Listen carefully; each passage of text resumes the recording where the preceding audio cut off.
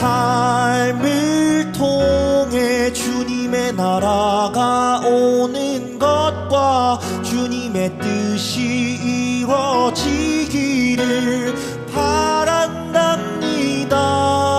우리의 인생 안에 주님을 환영하는 순간과 당신의 얼굴을 보기를 간절히 바라옵니다. 민수기 35장 26절부터 28절. 그러나 살인자가 어느 때든지 그 피하였던 도피성 지경 밖에 나가면 피를 보복하는 자가 도피성 지경 밖에서 그 살인자를 만나 죽일지라도 피 흘린 죄가 없나니 이는 살인자가 대제사장이 죽기까지 그 도피성에 머물러야 할 것임이라. 대제사장이 죽은 후에는 그 살인자가 자기 소유의 땅으로 돌아갈 수 있느니라. 아멘.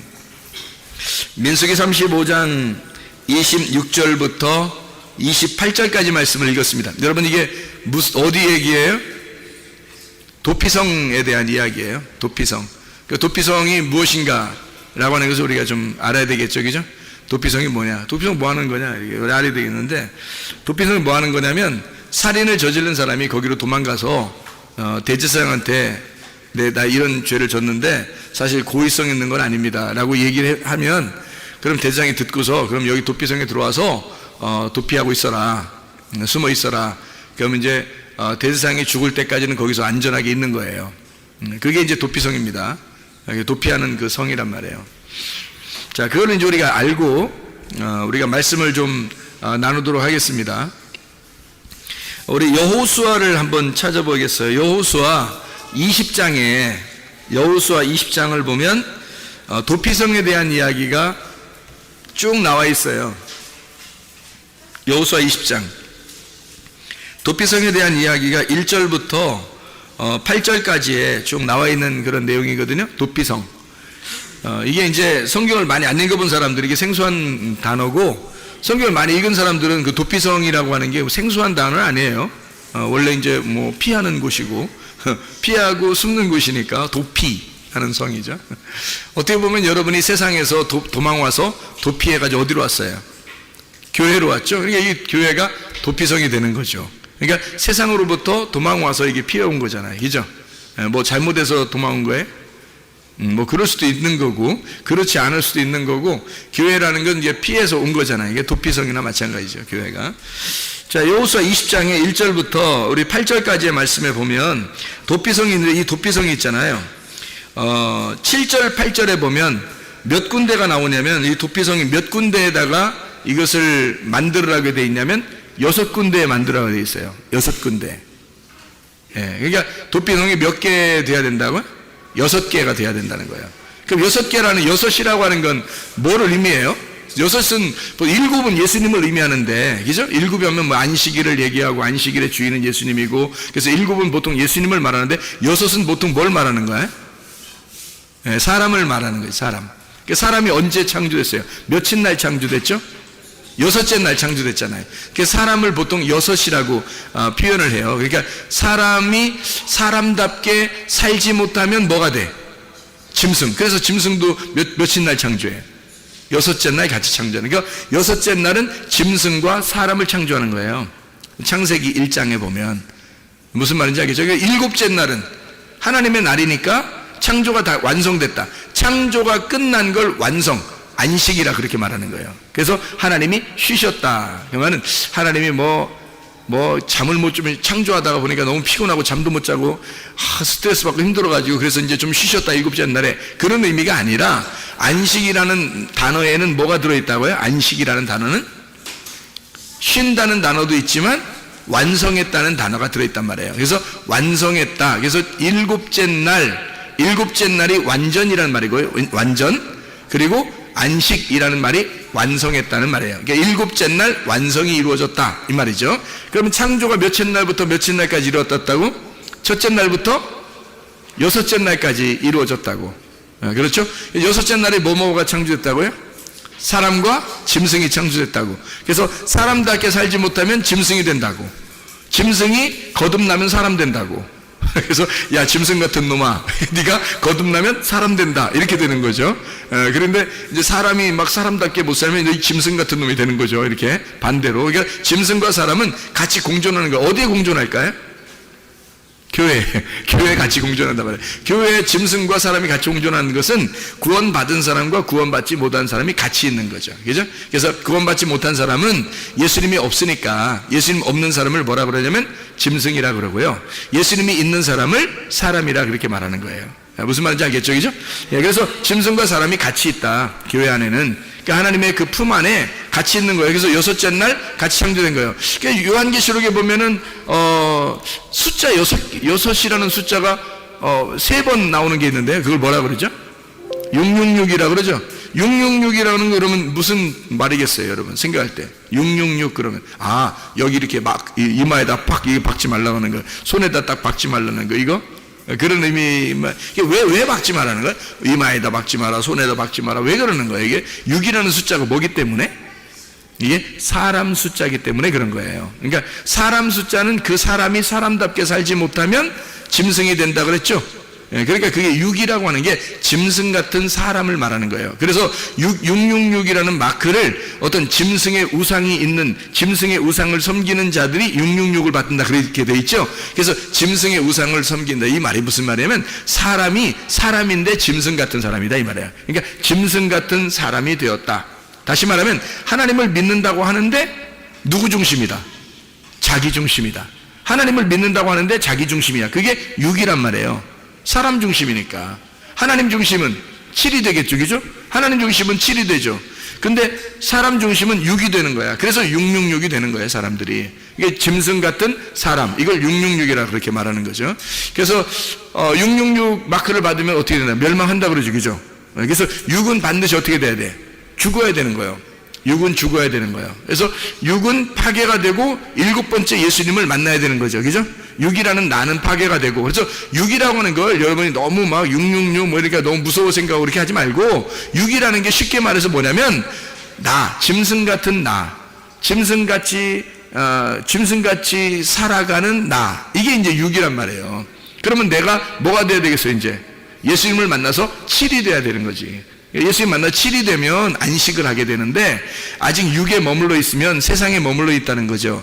이런 세상에 머물러 있는 나를 위해서 이 땅에 도피성이 되신 6개로 오신, 죽으시러, 나 때문에 죽으시러 오신 6개의 도피성으로 오신 예수님을, 그걸 도피성이라 그렇게 말하는 거란 말이에요. 그러니까 한마디로 말하면 6이라고 하는 6이라는 것은 땅의 교회를 말한다면, 예를 들어서 땅의 교회를 말한다면, 그러면 이제 하늘의 교회가 이 땅에 오신 분이 누구냐면 예수님이에요. 그게 7이라는 말이란 말이에요. 그게 안식, 하나님 안에서만 안식이 있으니까. 그래서 7이라는 예수님이 하늘에서 이 땅에 내려오면 하늘의 교회가 되는 거죠, 그죠? 하늘의 교회가 이 땅에 내려오면 그분이 7이 되는 거예요. 그래, 우리는 어디에 숨어 있어야 돼?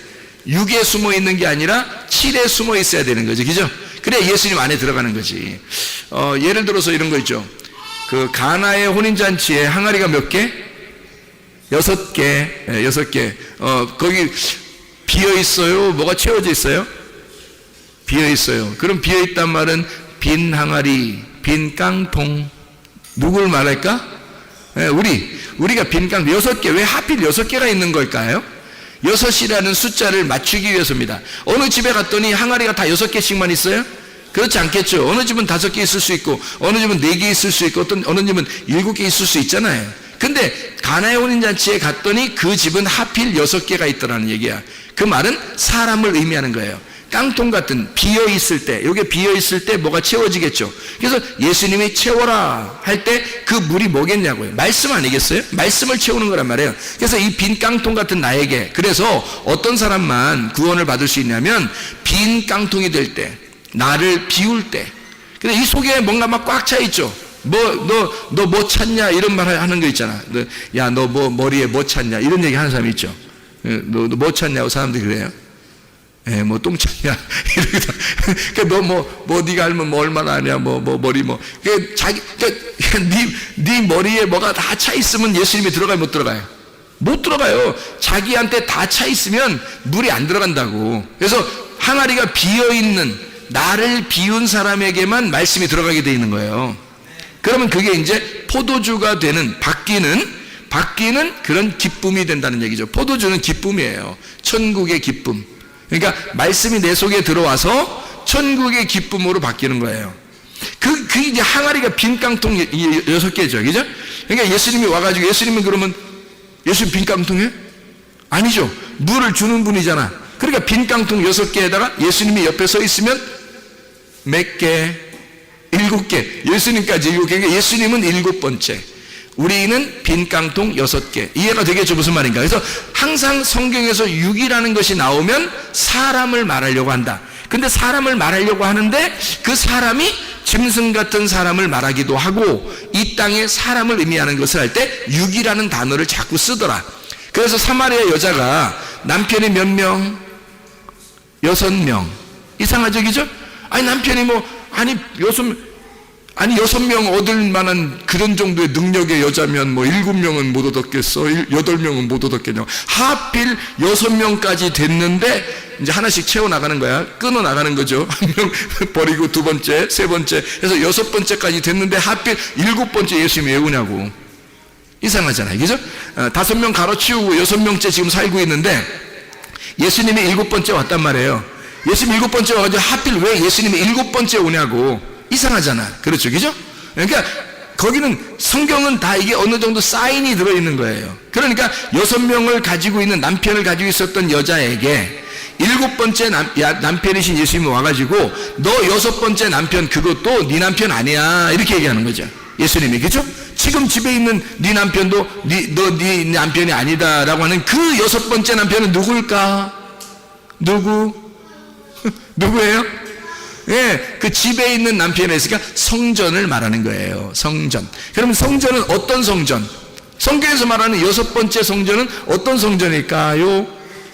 돌성전. 무너져야 할 돌성전이란 말이에요.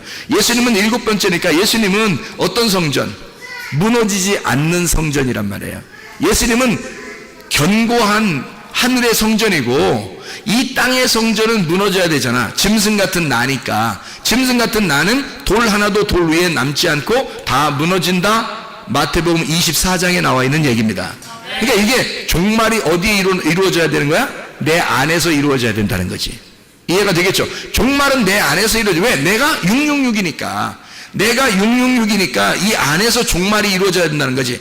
6개 깡통 빈 항아리는 그 속에 물이 채워지면서 7번째 남편을 만났을 때, 7번째 주인을 만났을 때 6 항아리가 물이 채워져 가지고 포도주로 바뀌는 거예요.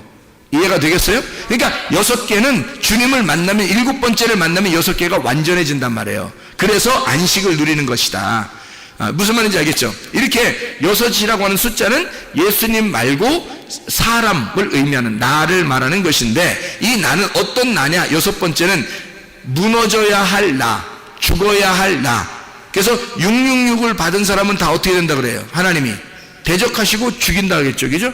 요한계시록에 나온, 왜 그러냐면 6번째는 죽어야 되기 때문에 그런 겁니다. 그러니까 빈 깡통이, 원래 자기가 빈 깡통일 때, 여러분이 빈 깡통을 생각해보세요. 빈 깡통이야, 자기가.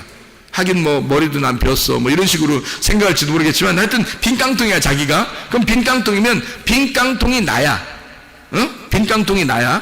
그러면 빈 깡통이 죽어버리려면 어떻게 해야 돼요? 빈 깡통이 죽어버리려면, 아이고, 그냥 발로 밟아버린다네. 발로 밟아버린대야. 그러니까 빈 깡통이 죽으려면 발로 밟어?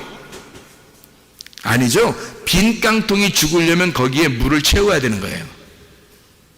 반대로 생각해 보세요. 그죠?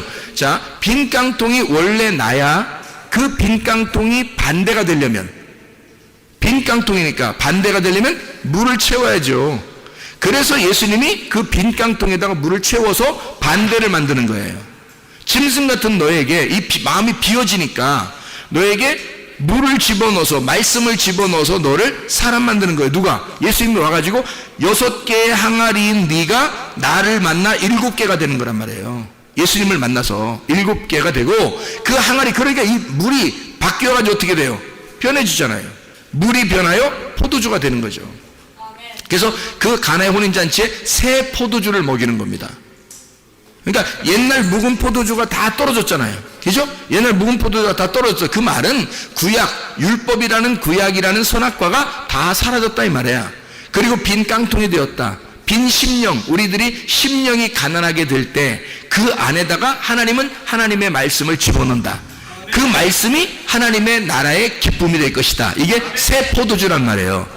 이해가 되겠죠? 그러니까 묵은 포도주가 다 떨어지니까 깡통이 비어 있어요. 거기에다가 새 물을 집어넣어서 거기서 새 포도주를 만들어 새로운 포도주가 되는 할례를 받은 후에 예수 그리스도와 함께 기쁨을 갖는 생활을 하게 될 것이다 라는 말이란 말이에요. 자, 이해가 되겠죠? 무슨 말인가? 이렇게 왜 도피성을 몇 개를 만들어요? 여기 보니까 여호수아 20장에 7, 8절에 보면 몇 개인지 한번 여러분이 세보세요. 도피성이 몇 개인가? 7, 8절에 도피성 몇 개? 몇 개? 6개예요. 지금 계속 몇 개 얘기했어요?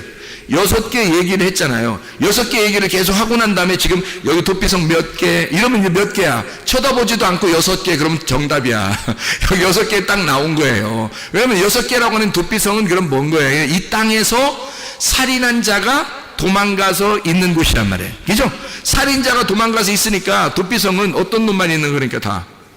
순살인자 강도만 거기 와 있는 거야. 이해가 돼요? 이게 도피성이니까 완전히 무슨 집단이야 이게? 이게 무슨 범죄의 소굴 집단이야. 무슨 말인지 알겠어요? 그러니까 살인자, 강도, 도둑놈, 죄인들이 막 도피성만 도망오는 거예요 여기서. 그래서 도망와가지고 거기에 딱 있어. 거기에 순 그런 놈들만 꽉 차 있어요. 그러면 거기를 뭐라 그래? 감옥이라 그러는 거야. 그러니까 성경에 자 보세요. 도피성은 또 다른 말로 말하면 뭐다 그러니까 감옥이다 이런 말이지. 자, 이렇게 생각할 수 있겠나? 자, 도피성이 감옥이란 말이에요. 그러니까 잘 이제 들어보세요. 그러니까 여러분이 그냥 여러분 나름대로 자꾸 생각하지 마세요. 여러분 나름대로 자꾸 생각하면 이 헷갈려지니까. 그러니까 잘 이제 따라오면 되는 거예요. 여러분이 따라오면 뭔 얘기 하나 따라가 보자. 이렇게 따라와 보세요. 그래서 이제 도피성이 6개니까 이 6을 가두어 둘 수 있는, 그러니까 빈 항아리가 있는데 그 빈 항아리는 6개의 빈 항아리는 이 땅에 있는 거란 말이에요. 그죠? 그러면 하늘에서 7번째가 오면 7이 되니까 7은 뭐예요? 하늘이 되잖아요. 그러니까 6은 땅의 것이 되는데 7은 하늘이란 말이에요. 하나님이란 말이야. 그렇죠? 그러니까 예수님이 6명의 남편에서 예수님이 합해지면 7번째 남편이 되니까 7명이 되니까 하늘이 되는 거예요. 하늘 남편이 되는 거예요. 7이. 그러니까 6 항아리도 빈 거였는데, 땅에서는 빈 거였는데 예수님이 오니까 7이 돼버리는 거예요. 그래서 하늘 것이 돼버리는 거예요. 도피성도 몇 개예요? 6개. 이 땅에서 감옥 같은 거였는데 예수님이 오니까 이 감옥이 천국이 되는 거야. 이게. 그래서 이게 도피성이 되는 거예요. 그게 누굴까? 여기서 말하는 도피성에 누가 있는 거예요? 누가 있다고? 누가 죽을 때까지 거기 있어야 되는 거예요. 대제사장이 죽을 때까지 거기 있으라고 했잖아요. 그죠? 그러니까 대제사장이 누군 거예요? 성경에서 창세기부터 요한계시록까지 전체를 봐도 대제사장은 누구를 말해요? 예수님을 말하는 거예요. 전체, 이 전체에서 대제사장을 나를 말하고 써? 생각해 보셔요. 그래서 성경 전체에서 대제사장 그러면 뭐 여기 있는 성도 중에 한 명 그런 얘기하겠어? 아니에요. 우리를 대제사장이라고 부르진 않습니다. 성경에서 우리는요 제사장인 거예요. 그냥 왕 같은 제사장이다 이렇게 하지 대제사장이다 막 이렇게 말 안 해요. 대제사장은 누구밖에 한 명밖에 없어요. 전 이스라엘에 한 명. 대제사장은요, 그 대장은 대표거든요. 그게 예수님이에요. 그분이 예수님이고 우리는 그분에게 속한 제사장들인 거지. 이해가 되겠죠? 그래서 대제사장은 예수님인 거야. 그러니까 예수님이 죽을 때까지 거기 있으라는 거야. 맞죠? 예수님이 죽을 때까지 거기 있으라는 거예요. 그게 도피성이라는 거죠. 지금 금방 민수기 35장 26절부터 28절 우리가 읽었잖아요. 그죠? 읽었으니까 보니까 아하, 도피성이라고 하는 게 대제사장 되는 예수님이 죽을 때까지 거기에 있는 거구나. 우리가 살인자들이. 살인자라고 하는 건요 간단해요.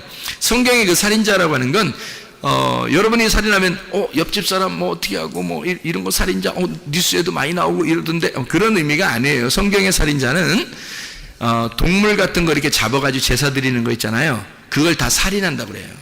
성경의 살인은. 그러니까 이런 의미를 잘 모르면 진짜 사람 죽인 줄 알아요.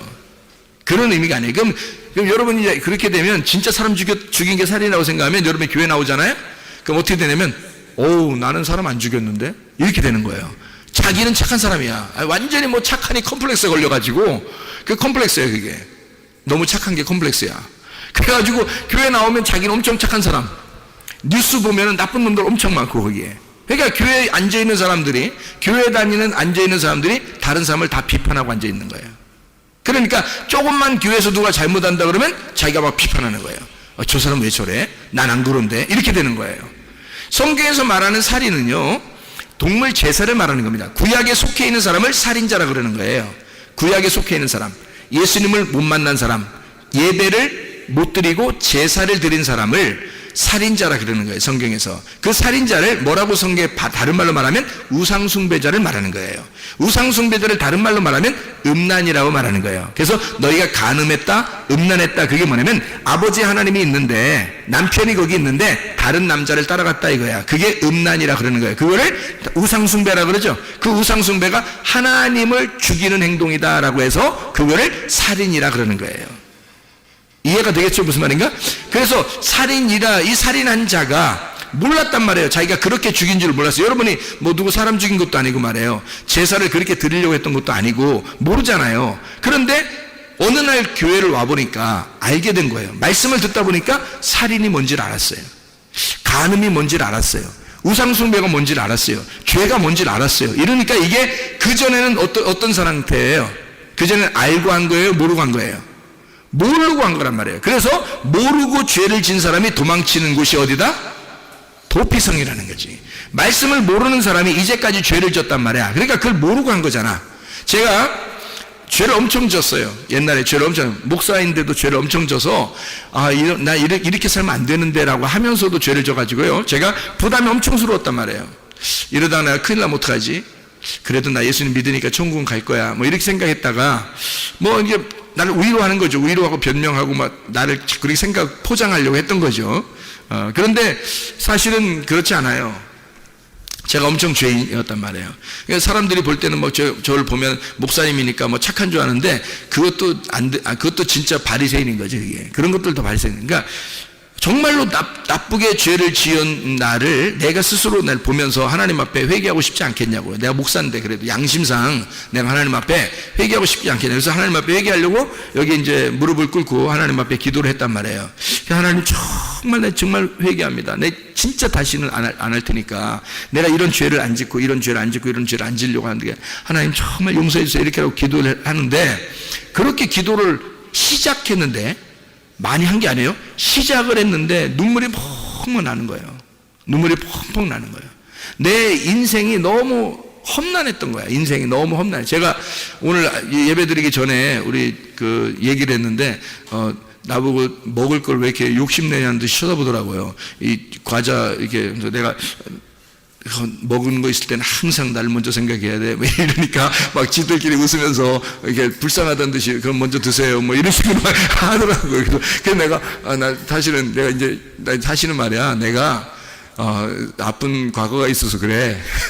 뭐냐면 내가 2번 굶어 죽을 뻔했어요. 왜요? 미치더라고. 왜요? 그러니까 뭐 별소리 다 한다 이런 얘기겠죠, 저한테. 근데 사실 왜요? 근데 나는 진짜 2번 굶어 죽을 뻔했다 이렇게 얘기했는데, 그게 무슨 말이냐면 제가 배고파서 2번 굶어 죽을 뻔한 사람이에요. 그러니까 하나님 앞에 내가 한번 기도하면서, 금식하면서 내가 기도하면서 뭐라 했냐면, 하나님, 나 먹을 것만 하나님 저한테 주시면 제가 하나님 일 하겠어요. 그렇게도 고백한 사람이에요. 그러니까 먹을 것만 있으면 나 하나님 살겠습니다. 다른 거 하나도 없어도 돼요. 나 먹여만 주면. 그때 응답받은 게 뭐라고요? 너 잘 먹게 해주겠다. 너랑 같이 있는 사람도 잘 먹게 해주겠다. 이걸 응답받은 사람이에요, 제가. 세상에 이런 것도 응답해줘. 별걸 다 응답해줘, 보면은. 그렇게, 그때 이제 그래서 너무너무 기쁜 거예요. 막 먹는 건 하여튼 뭐, 내 주변에 먹는 건 하여튼 있겠구나. 끊이지 않겠구나. 내가 안 먹어서 그렇지. 내가 안 먹으면 뭐 다이어트 하는 거고, 이제 내가 먹으면 다 이트 하는 거고요. 내가 안 먹으면 다이어트, 내가 먹으면 다 이트 하는 거예요. 그래서 다 이트 하는데, 이제 제가 이렇게 살면서 생각을 해보니까, 내가 이 하나님, 내가 정말 잘못했습니다. 내 용서해 고백하는데요. 주님이 뭐라고 그러냐면요. 그래서 이제 분명히 제가 그 응답을 받았어요. 분명히. 어떻게 했냐면 깜짝 놀랄 수도. 뭐라고 하냐면요. 네가 죄를 지은 것은 그건 죄가 아니야. 그래요. 네가 죄를 지은 건 죄가 아니야. 뭐가 죄냐면 네가 나를 믿지 않았기 때문에 그렇게 죄를 지은 거야. 네가 나는 목사님인데, 아니 신학 공부도 하고 그래도 많이 공부한 사람인데, 나름대로 엄청 많이 공부한 사람이거든요. 잠도 안 자가면서. 근데 내가 하나님을 몰라? 내가 하나님 안 믿는 거야?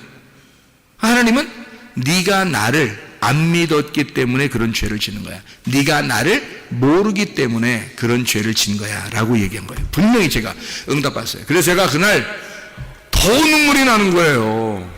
더 눈물이 나. 왜 더 눈물이 나냐면 이제까지 내가 하나님을 알려고 공부하고 하나님 그래도 잘 믿는다고 생각하고 내가 목사 생활을 하고 있었는데, 그래도 적어도 내가 죄는 짓지만 그래도 하나님 아는 건 내가 좀 안다고 생각했단 말이에요. 그래서 설교도 하고 그랬죠.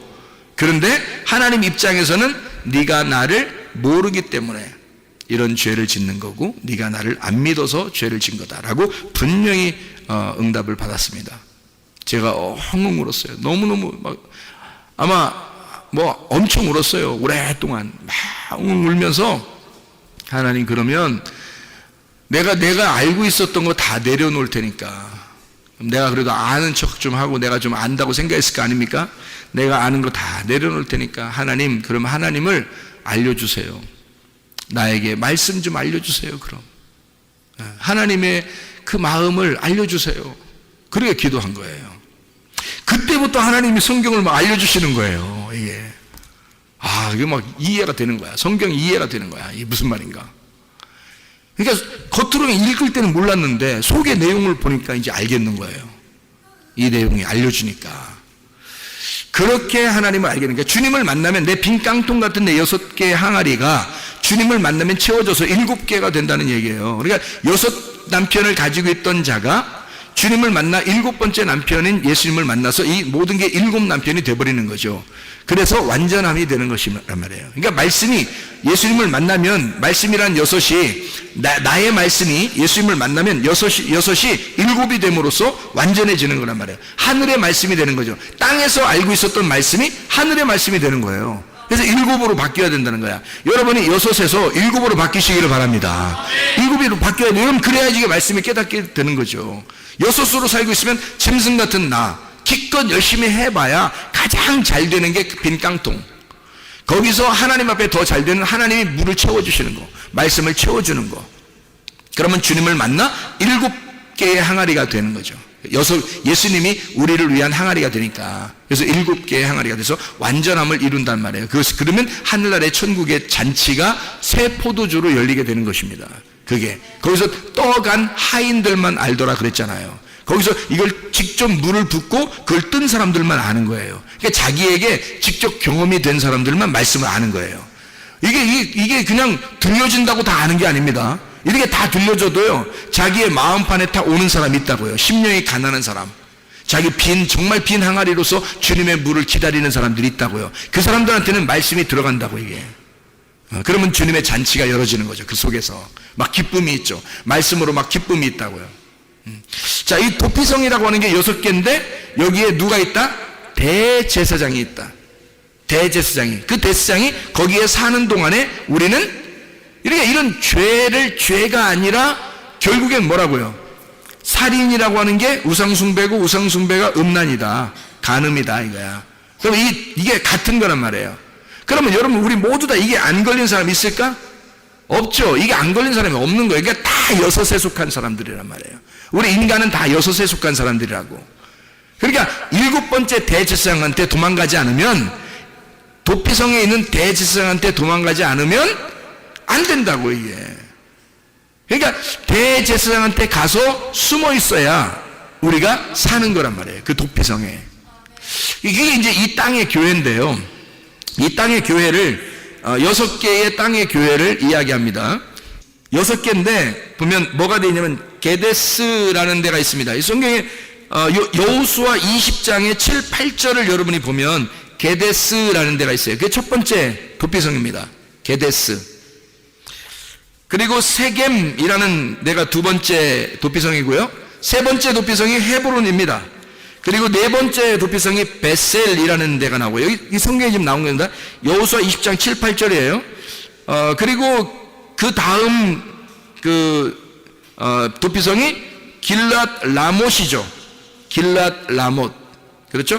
그 다음이 바산 골란이다. 이렇게 돼 있죠.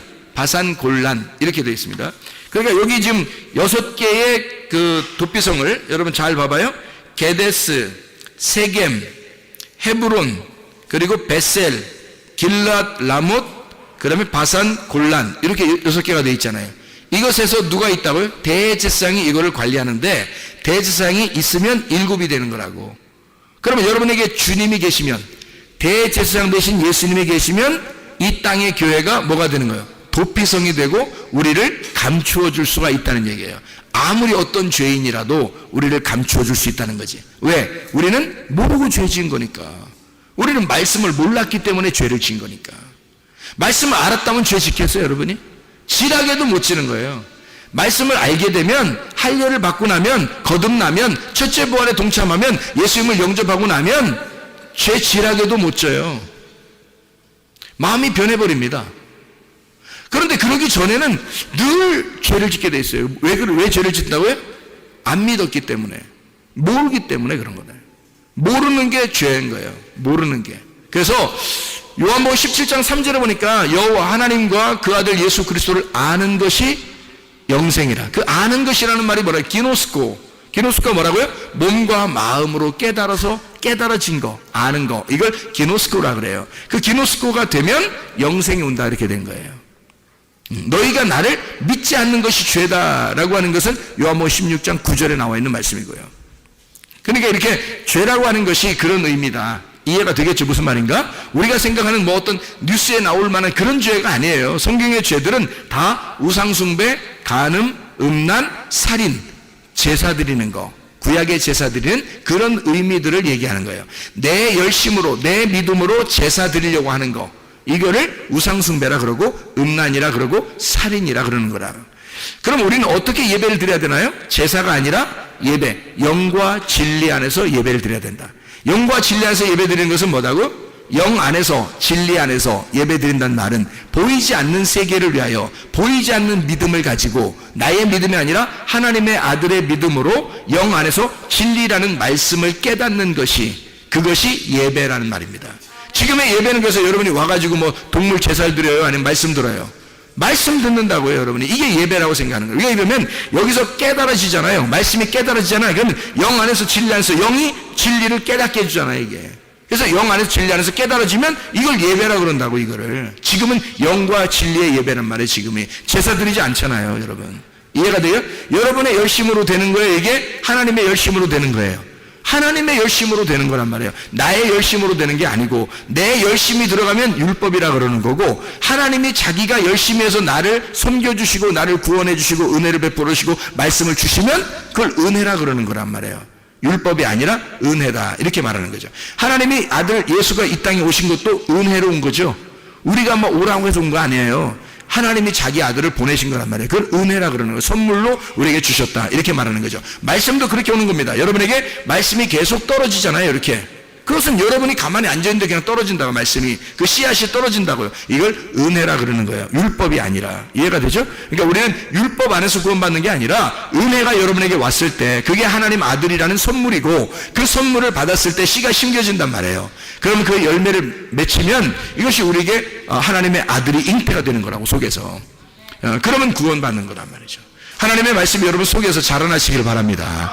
말씀이 계속해서 이게 숨겨져 있는 게 아니라 감추어진 것이 드러나서 비밀 없는 친구가 되고 예수님과 예수 자꾸 이렇게 발화하여 이게 열매를 맺고 자라나야 된단 말이죠. 그 주님의 이 아들이, 하나님의 아들이, 이해가 되겠죠? 우리 속에서 하나님의 아들이 뭐라고요? 그러면 성경에서 말씀이 속에서 자라나야 된다는 거죠.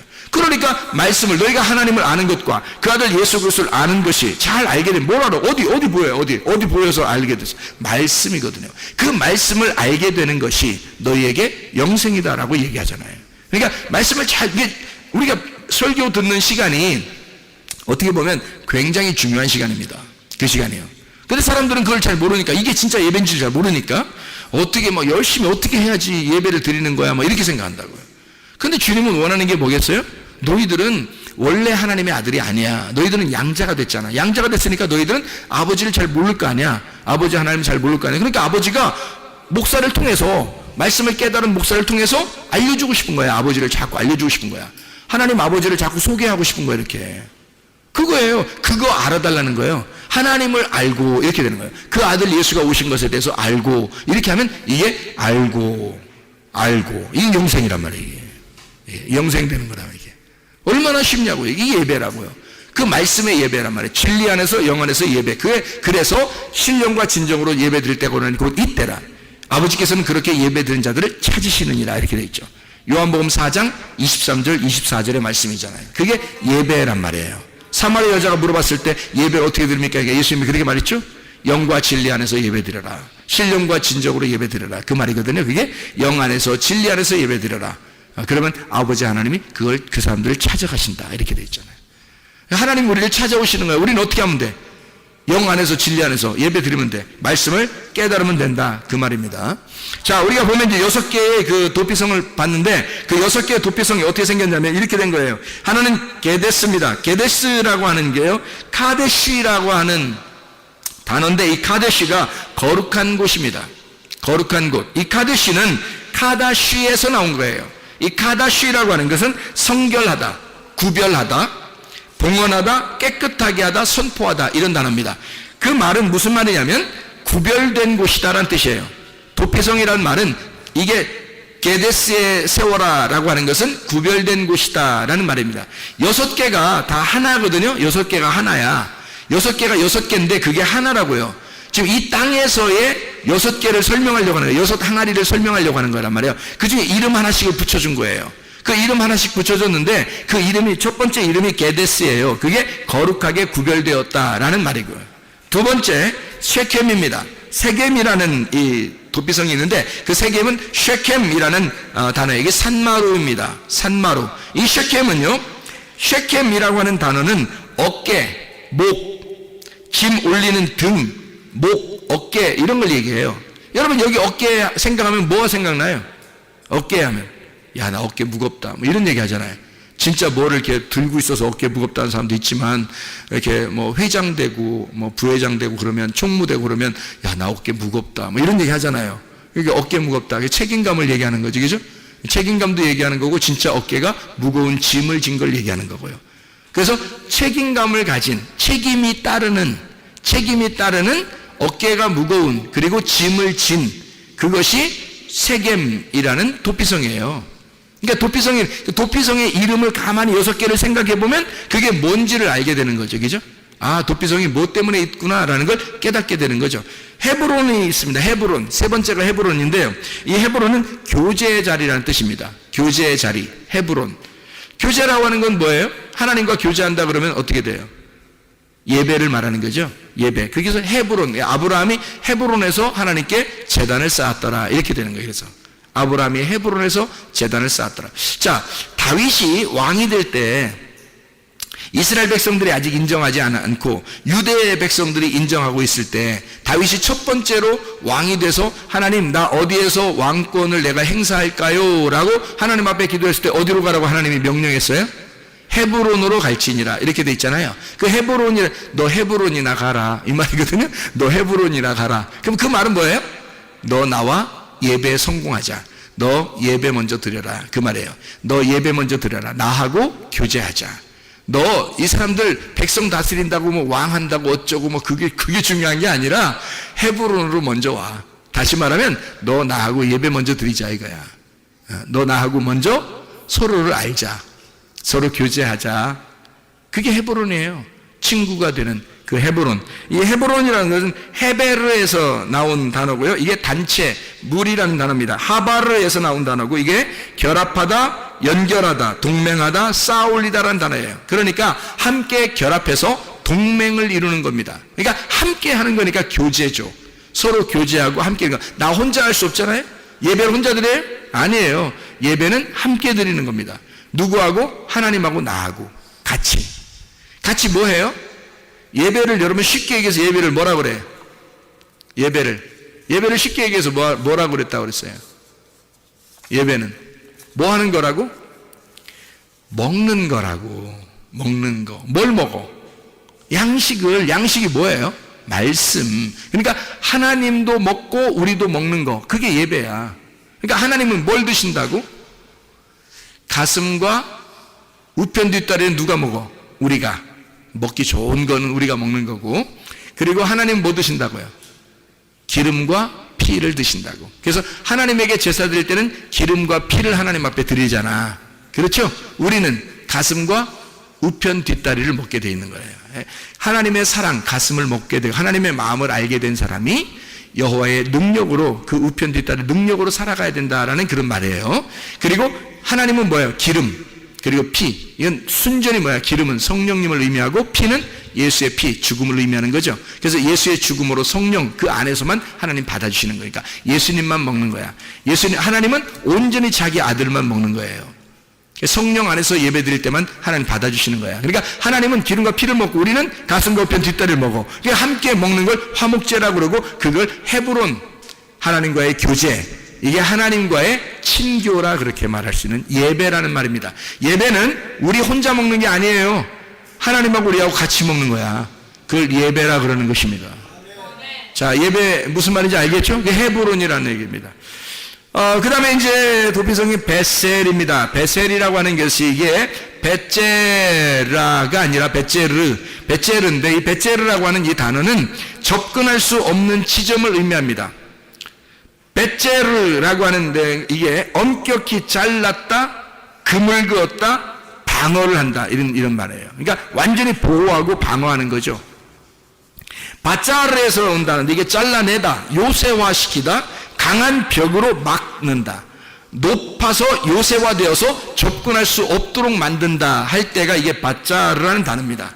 그러니까 이 바짜르, 베셀이라는 단어는 완전히 보호를 말하는 거예요. 하나님이 우리를 보호하시는 장소, 이게 도피성, 베셀이라는 도피성. 길르앗 라못 할 때 길르앗은 갈에드라는 단어고요. 이게 갈에드, 이게 증거의 무덕입니다. 갈에드. 갈이라는 게 굴려진이라는 말이고, 더미, 물샘, 파도 뭐 이런 말이고요. 가랄에서 나온 단어인데 이게 굴르다, 굴러가다, 흘러내려오다 이런 단어고, 거기에다가 에드가 이게 합해졌는데, 에드라는 말이 증언, 증거라는 말입니다. 이게 우드에서 나온 말이고, 이게 두 배로 하다, 이중으로 하다, 반복하다, 증언하다, 바로 세우다라는 말입니다. 자, 그러니까 이걸 합하면 뭐예요? 갈이라고 하는 말, 이게 가랄이라는 데서 나온 거고, 더하기 에드라고 하는 증거, 우드에서 나온 단어인데, 이걸 합해보면 이게 갈에드가 되는 거예요. 갈에드. 이게 길르앗이라는 말입니다. 증거의 무더기. 다시 말하면 하나님이 우리를 이렇게 완전히 이중으로 막을 쳐준다는 얘기예요. 이중으로 막을 쳐준다. 그래서 이중으로 갚아주는, 이중으로 막을 쳐서 두 배의 축복. 이게 이제 도피성 길르앗에 있는 라못인데, 라못이 라모트라는 게 높은 곳입니다. 높은 곳. 라마에서 나온 것인데 높은 것이고, 이게 라암에서 일어난다, 들려지다라는 말입니다. 다시 말하면 들려 올려지는 거예요. 그러니까 들어 올려져서 이 길라 라못에 이렇게 들어 올려지는 그 도피성. 다시 말하면 하나님이 우리를 볼 때 이 높은 곳으로 인도하신다는 의미죠. 그죠? 높은 곳으로. 그래서 이 땅과 이 하늘에서 밑에서 위로 이렇게 올려서 이 사람들을 보호하고 두 배 갑절의 축복을 줘서, 예를 들어서 욥이라는 사람이 원래 있던 욥이 시험에 들려 있다가 다시 이겨낼 때 말이에요. 이겨내는 자라 됐을 때 그때 2배의 축복을 주잖아요. 그죠? 장자권의 축복이거든요. 그래서 그런 2배의 축복을 주는 장소 길르앗 라못이란 말입니다. 바산 골란, 이게 마지막인데, 이 바산 골란이, 바산이라는 게 로맘에서 나오는 이 바산, 높임, 찬양하다라는 그런 단어, 라맘에서 나온다는데, 이게 라맘, 일어나다, 높이다, 들어 올리다라는 말이고요. 이게 골란이라는 말은 고란인데 포로입니다. 포로. 참 이상한 단어예요, 이 단어가. 도피성인데 포로라는 단어예요. 골란에서, 포로. 곤란하다 이 말이에요. 곤란하다. 이게 포로가 된다는 말인데 가라에서 나온 거예요. 희한한 단어인데 이게요. 가라. 고라에 가라라는 말로 왔다는 말이에요. 가라라는 말이 무슨 말이면 벌거벗기다, 끌고 가다, 드러내다라는 말이에요. 자, 포로를 벌거벗겨서 집어넣은 장소. 이게 도피성이래요. 자, 그럼 이 도피성이라고 하는 이 단어가 굉장히 우리에게 이상한, 자, 어떤 면에서는 우리하고 예배하자는 말이고, 그리고 어떤 면에서 우리를 보호한다는 말이고, 우리를 들어 올린다는 말이고, 우리를 빨가벗긴다는 얘기도 되는 거예요. 다 어디에서 일어나는 일들이죠? 교회에서 일어나는 일들이에요. 하나님의 말씀을 들을 때 일어나는 일들이란 말이에요, 이게. 그러니까 도피성 자체가 하나님의 말씀이었던 거죠. 도피성 자체가 하나님의 말씀인데 예수가 이것을 깨닫게 해주면, 대제사장이 있는 상태에서라면 이 말씀이 깨달아진다. 이 땅에서 말씀이 깨달아진다. 이게 도피성의 6개의 도피성을 설명하는 그런 이야기입니다. 하나님께서는 우리를 호세아서 11장의 4절에 보니까, 호세아 11장 4절에 보니까 사랑의 줄로 이끌었다 그래요. 우리를 사랑의 줄로 이끌었다. 무슨 말이냐면요, 우리를 끌고 간다는 말이야. 포로로 끌고 가는 얘기인데 이상하잖아요. 아가서 2장 13절 보면 뭐라고 돼 있어요? 내 사랑아 일어나 함께 가자 그래요. 내 사랑아 함께 일어나 함께 가자. 그 말은 내가 너를 사랑의 포로로 삼았다. 그러니까 사랑으로 포로를 삼았다는 거야. 그래서 함께 가자는 거야. 그게 끌고 간다는 포로의 입장이거든요. 우리가 포로가 되려면, 이왕이면 예수님의 포로가 돼야 되는데, 로마서 1장 1절에 보니까 이 바울이 뭐라고 하냐면 나는 예수 그리스도의 종이라 그래요. 둘로스. 이게 노예거든요. 예수 그리스도에게 완전히 구속된 자야. 속한 자라는 거지. 이 노예라는 노예. 로마서 8장 2절 보니까 죄와 사망의 법에서 우리 생명의 성령의 법으로 옮겼다 그랬는데요. 죄와 사망의 법에 있었던 내가 생명의 성령의 법 안에 옮겨진 거예요. 다시 여기로 묶인 겁니다. 죄와 사망의 법에서 묶여있던 내가 생명의 성령의 법으로 다시 묶였다는 얘기야. 여러분이 율법에서 벗어나가지고 교회로 왔더니 알고 보니까 성령님이 우리를 다시 붙잡는다는 거지. 그래서 성령님의 포로가 되어 있는 거예요. 근데 성령님은 우리를 마구잡이로 죄인 만드는 게 아니라 사랑의 포로를 잡아 우리를 일어나 함께 가자. 나의 사랑아 일어나 함께 가자. 그랬더니 이 여인이라는 내가 그 신랑을 떠나질 못하는 거예요. 죄와 사망의 법이라는 그 율법, 그 우악스럽고 율법적인 그 죄를, 나의 죄를 정죄하던 그 율법에서, 죄와 사망의 법에서 내가 묶여 있었는데 우리 주님이 거기서 나를 빼내줬단 말이에요. 빼내주고 생명의 성령의 법 안에 다시 우리를 묶어서 사랑의 포로를 삼았다고. 그래서 우리 주님은 우리를 어떻게 하냐면 우악스럽게 우리를 가자고 하는 게 아니라 인격적으로 우리 함께 갈까? 내가 너를 너무 사랑하는데 우리 함께 가자. 이게 사랑의 포로예요. 이게 어디에 나오는 거냐면 도피성에. 도피성이 그런 곳이라고요. 하나님이 우리를 그렇게 사랑하는, 그러니까 우리를 사랑의 포로 삼아서 우리를 같이 함께 가고 싶어하는 곳, 그게 도피성. 그러니까 우리는 완전히 우리는 뭐 빨개 벗겨가지고 막 우리를 포로로 삼다니까 우리 어떻게 해 뭐 이런 게 아니라 사랑의 포로. 하나님 우리를 너 있는 모습 그대로, 너 있는 모습 그대로 나는 너를 사랑할 거야. 주님이. 그래서 너를 발가벗겨 네가 입었던 옷 말고 이제 내가 너에게 옷을 입혀줄게. 그래서 주님이 우리를 발가벗겨서 우리를 끌고 가서 자기의 사랑의 포로를 삼는 거예요. 그랬더니 이 여자가 신랑을 이런 신랑 만나고 난 다음에 안 벗어나는 거야. 너무 좋으니까, 너무 인격적이니까 안 벗어나는 거야. 자기가 사귀던 남자, 자기가 남편이었던 섬기던 그 남편은 율법이었고 너무 힘들게 했는데 자기를 새로운 신랑을 만났어. 은혜라는, 복음이라는, 진리라는 신랑을 만났어요. 이 남자친구는, 이 신랑은 너무 잘해주는 거야. 자기를 함께, 내 사랑아 함께 가자. 슬프면 같이 슬퍼해주고 기쁘면 같이 기뻐해주고, 자기가 앞에 막 먼저 막 가는 것도 아니고 함께 동행하는, 같은 걸음으로 같이 가는, 늘 옆에서 같이 있어 주려고 하는 그런 사랑의 신랑이라는 거죠. 그게 주님입니다. 그게 우리의 도피성이고 우리의 주님이시라는 거죠. 이렇게 친구처럼 사랑하는 거, 이게 진짜 신랑과 신부. 결혼 잘한다, 결혼 잘했다, 결혼 잘해야 된다, 결혼 잘했구나, 이런 걸 어떻게 알 수 있어요? 어떻게 되면 결혼 잘했다는 거야? 둘이 친구 되면, 둘이 친한 친구가 되면, 서로 비밀이 없고 서로 자기의 것을 감추지 아니하고, 그리고 친구처럼 지낼 수 있다면, 그러면 결혼 잘하는 거고 결혼 잘한 것입니다. 우리는 모두 결함이 있지만 결핍이 없게 만들어 주시는 것, 이게 선한 목자가 하시는 거예요. 주님은 우리에게 늘 우리는 결함이 있어요. 부족하고 연약해요. 그런데 결핍은 없어요. 왜? 선한 목자가 되시는 분은 우리의 부족함을 채워주시는, 결핍함을 채워주시는 분이거든, 그 선한 목자가. 그래서 서로가 부족한 점들을 주님이 채워주시는 거예요. 이렇게. 그게 우리의 신랑 되시는 거라고요. 완전한 교회는 세상 어디에도 없습니다. 완전한 교회는 없는데 온전한 교회는 있을 수 있습니다. 온전한. 그래서 너희는 주 안에서 온전하라. 너희가 완전하진 않아. 그렇지만 온전해 줄 수는 있어.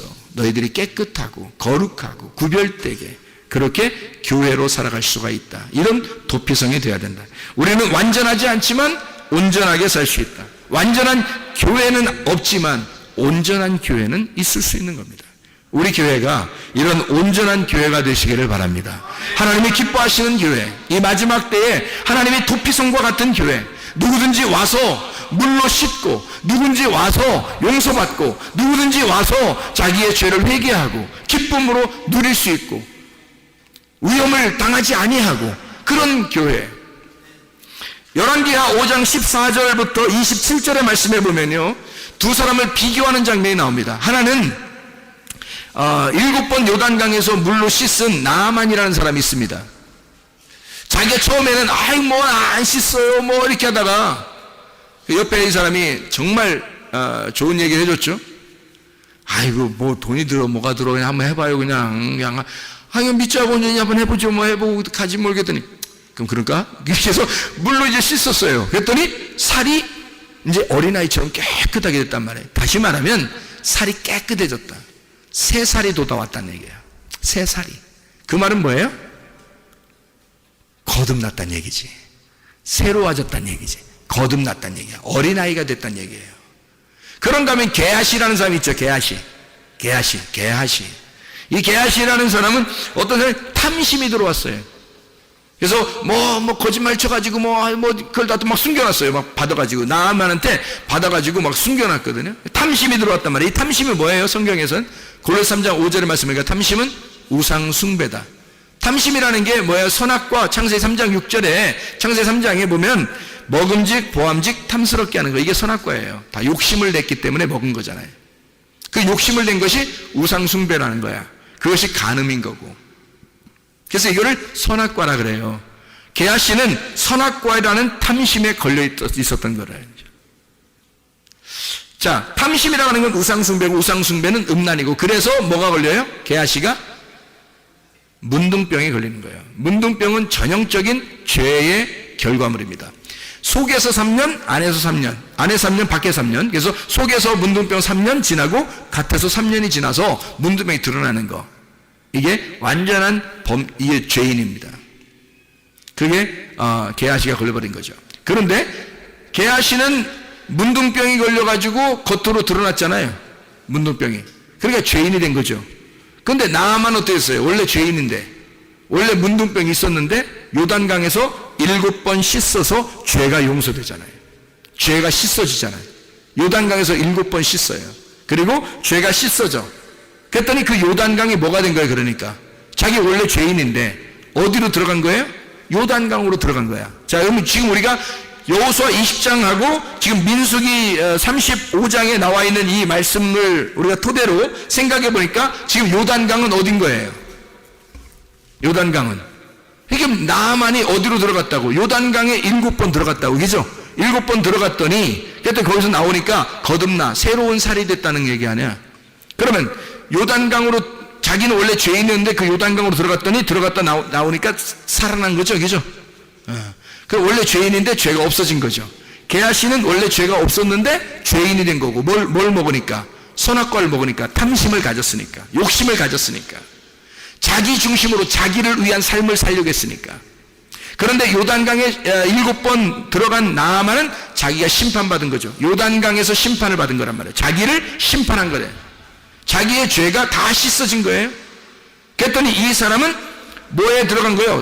죄를 지었지만 도피성에 도망간 거잖아요. 요단강에 들어갔다는 얘기는 도피성에 들어갔다는 얘기잖아요. 그렇죠?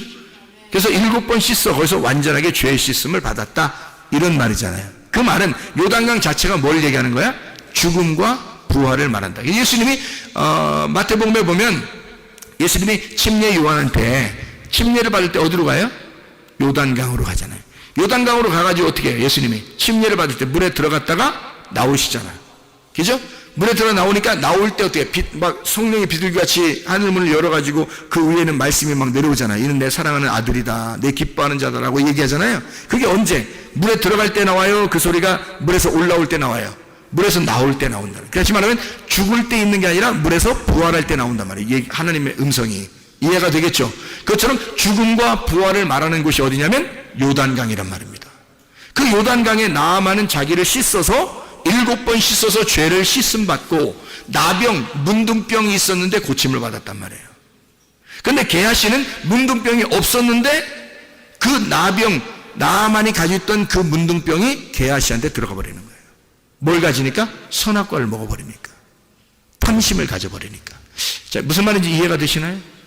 서로 비교한 장면들입니다. 그러니까 요단강은 지금 뭘 얘기하는 거다? 죽음과 부활을 말하는 거다. 그거를 다른 말로 말하면 뭐라는 거다? 도피성을 말하는 것이다. 도피성을 다른 말로 말하면 뭘까요? 그럼 성막, 성전을 의미하는 것이다. 성막, 성전. 지금으로 말하면 뭐다? 그러니까 도피성이 교회다. 그래서 교회는 뭐 하는 곳이다? 여러분을 죽이는 곳이다. 그리고 여러분을 살리는 곳이다. 이해가 되겠습니까? 교회 자체가 그러니까 이게 도피성이라 여러분을 죽이고 여러분을 살리는 곳이다. 이게 죽음과 부활을 말하는 그 말씀이 있는 곳. 이게 교회를 의미하는 것이다. 이해가 되겠죠? 무슨 말인가? 그래서 우리는 피난처라고 하는 게 이게 도피성인데요. 이 피난처가 도피성인데 내 대신 누가 죽어야지만이 거기서 일이 끝나요. 도피성에서 끝나요. 대제사장 되시는 예수님이 죽을 때까지 나는 거기 있어야 돼. 그리고 예수님이 죽으면 다 끝나. 대제사장이 죽으면 이젠 다시 자기 집으로 돌아갈 수 있어요. 그러면 생각해봐요. 대제사장이 안 죽었을 때 만약에 나가면 어떻게 돼? 만나는 사람이 죽여버려. 이 사람을. 옛날에 너 살인죄가 졌지, 너 죄인이지, 그러면 만나는 사람이 이 사람을 죽일 수 있어요. 그런데 대제사장이 죽고 그리고 이 사람이 나갔어. 그러니까 이 사람이 도피성에서 나갈 수 있는 방법은 대제사장이 죽는 방법밖에 없는 거야. 대제사장이 죽을 때까지는 도피성에 있어야 되는 거예요. 나가려면 대제사장이 죽어야지 나가는 거예요. 그러니까 이 사람이 이제 죽어야 되는데, 원래 죽어야 되는데 대제사장이 죽는 거예요. 대제사장이 죽으면 이 사람을 죽이는 법이 끝난 거야. 이 사람을 죽이는 법이 없어져 버린 거예요. 더 이상 정죄가 없는 거야. 죄를 고발할 만한 게 없어진 거예요. 더 이상. 그래서 율법이 끝난 거야. 죄가 끝난 거예요. 그래서 이 사람을 더 이상 정죄할 것이 없으니까, 제사장이 죽었으니까 누군가는 죽어야 나가는 곳이 도피성이에요. 그러니 나의 죄를 위해서 누가 대신 죽은 거야, 대상이. 그러니 나는 죽으니까 나는 더 이상 죽을 필요가 없는 거지. 그래서 나는 나올 수 있는 거예요. 이제는 누가 죽이면 안 되는 거예요. 만나도 옛날에 나의 과거를 아는 사람이 이 사람을 만나도 죽일 수 없는 거예요. 왜냐하면 대제사장이 대신 죽어서 대상이 죽었다는 증표가 있으니까 이 사람에게. 그러면 법이 없어진 거잖아요. 법이 없어졌으니 누가 이 사람을 정죄할 수 있겠냐 이거야. 아무도 정죄할 수 없죠. 그래서 살아나갈 수 있는 거예요. 대제사장이 죽으면 나가는 곳, 이게 도피성이에요. 놀라운 거죠. 그러니까 여러분이 진짜 예수 그리스도 안에서 이게 뭐라고요? 도피성이 하나의 감옥 같은 거예요. 왜? 죄인들만 모이는 거니까. 죄인들만 모여서 이게 도피성이니까 이게 죄인들만 모이는 게 감옥이야. 근데 이게 어디서 이게 해방을 받을 수 있냐면 대제사장이 죽으면 해방받는 거예요. 이게 도피성이라고요. 노아의 방주 같은 거죠. 노아의 방주 들어갈 때는 죽는 거고요. 나올 때는 부활하는 것입니다. 똑같은 얘기죠. 무덤과 같은 거예요. 무덤. 교회가 딱 무덤과 같죠. 이게 배 같은 거죠. 그러면 여기에 들어갈 때는 죽는 거고 나올 때는 부활하는 거란 말이에요. 그래서 이게 죽음을 완전히 죽은 사람은 나오면서 부활하는 거란 말이죠. 그러니까 죽음과 부활을 같이 말하는 곳, 무덤과 같은 노아의 방주, 교회 같은 곳, 말씀을 경험하고 그 말씀만 남고 내가 죽으면, 말씀만 남고 내가 죽으면 벗어나게 되는 곳. 내가 죽고 나를 아는 그 대제사장이 죽고 그리고 말씀만 남아있으면 내 속에, 그러면 나는 벗어나 살게 되는 곳, 이걸 도피성이라 그렇게 말하는 겁니다. 그래서 마가복음 8장 34절에 주님이 따라오라 그래요. 어떤 사람 어떻게 따라오라 그래요? 자기를 부인하고 자기 십자가를 지고 따라오라 그러잖아요. 자기를 부인하고 자기 십자가를 지고 따라오라 그래. 그러면 어디까지 따라가? 우리가 자기 십자가를 지고 자기를 부인하고 따라갔더니 어디로 가? 예수님이 무덤으로 들어가더란 얘기야. 십자가에 죽으시고 내 십자가를 지고 따라갔더니, 나를 부인하고 따라갔더니 어디까지 가? 주님의 십자가에서 어디로 들어가? 무덤으로 들어가더라는 거지. 그랬더니 무덤으로 가니까, 무덤으로 가니까 이게 뭐라고? 도피성이라고. 그게 도피성이라고. 그랬더니 그 무덤이 더 이상 나를 죽이는 곳이에요. 이제 예수님이 죽었으니까, 내가 죽었으니까 거기서 나를 더 이상 죽이는 곳이에요. 나를 이제 살리는 곳이 되겠어요. 살리는 곳이 된단 말이죠. 누군가는 죽어야 끝나는 장소, 이게 도피성. 무슨 말인지 알죠? 노아의 방주에 들어갔을 때 모든 사람이 다 죽잖아요. 밖에 있는 모든 사람이 다 물에 의해서 죽어요. 누구만 살아요? 노아 방주 안에 있는 사람만. 그 사람들 안에, 노아 방주 안에 들어가서 뭘 했다 안 했다? 아무것도 안 했다. 왜? 그거는 성경에 쓸 수가 없다. 뭐 했다고 쓸 수가 없다. 왜? 노아 방주 자체가 무덤이니까. 노아 방주 자체가 무덤이니까 예수님이 무덤에 들어가면 무덤에서 어떻게 돼? 반드시 부활하는 거예요. 여러분이 죽고자 하는 자는 반드시 어떻게 돼? 사는 거야. 여러분이 살려고 그러면 반드시 죽는 거예요. 여러분이 죽고자 하면 반드시 무덤에서 나오게 돼 있다. 부활해서 나오게 돼 있다고. 그거를 사는 거라고 얘기하는 거라고요. 주님은 우리 보고 무덤까지 따라오라 그래. 무덤까지 갔더니 우리를 부활시키더라는 거지. 이해가 되겠습니까? 그걸 우리는 성경에서 뭐라고 말하냐? 도피성이라고 말한다. 자, 마지막으로 민수기 35장 26절부터 28절까지 말씀, 도피성이라는 말이 나와요. 대제사장이 죽을 때까지 거기에 있어라, 그런 얘기고요. 대제사장이 죽으면 너는 빠져나오게 될 것이다 라고 이야기합니다. 내가 죄를 고백한 대제사장이 죽었다. 다시 말하면 공소시효가 끝났다라는 말이고, 나를 정죄할 정죄가 더 이상 없다. 법전이 없어져 버렸다는 얘기야. 그 법이. 그러니 나를 정죄하겠느냐, 누군가가? 안 된다. 이미 죽었으니까. 정죄할 그 율법이 죽어버린 거란 말이에요. 더 이상. 그러니까 우리에게는 복음만 남아있는 거지, 진리만 남아있는 거지. 그래서 나와 하나 된 그 대제사장이 죽을 때 나는 자유하게 된다는 겁니다. 왜 성경에 그런 식으로 도피성을 써놨을까? 라고 하면 민수기 35장 26절부터 28절에 도피성이라는 이 단어가 미크라트라는 단어입니다. 미크라트라는 이 단어는 수용한다라는 단어인데, 수용한다라는 단어인데요. 미크라트, 이 미라고 하는 게 이게 멤에서 나온 겁니다. 멤이라는 게 장소예요. 장소.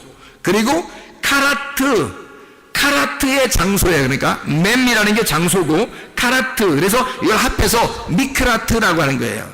이걸 도피성이란 단어거든요.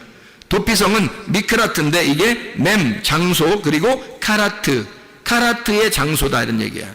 그럼 카라트가 뭐냐면, 카라트란 단어는 불구로 만들다는 단어예요. 불구로 만들다. 지체 부족한 자로 만든다.